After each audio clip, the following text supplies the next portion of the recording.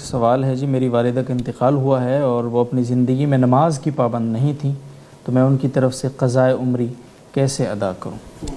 आप उनकी तरफ से क़ज़ाए उम्री नहीं अदा कर सकते।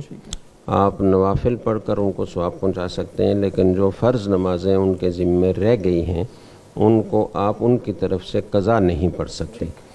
और अलबत्ता आप अगर फ़िदिया देना चाहें, उनकी नमाज़ों का अंदाज़ा करके आप फ़िदिया देना चाहें तो फ़िदिया दे सकते हैं। और दिन में 6 नमाज़ें हैं, 5 फ़राइज़ हैं और 6ठी वितर की नमाज़ है, और एक नमाज का फ़िदिया सदक़तुल फ़ितर की मिक़दार के बराबर है, जिसकी एहतियाती मिक़दार 2.25 किलो गंदम या उसकी कीमत है। तो ये आप दे दें तो हो सकता है कि अल्लाह ताला आपकी वालिदा से उस अज़ाब को टाल दें जो नमाज़ें छोड़ने की वजह से जिसकी वो मुस्तहिक़ है।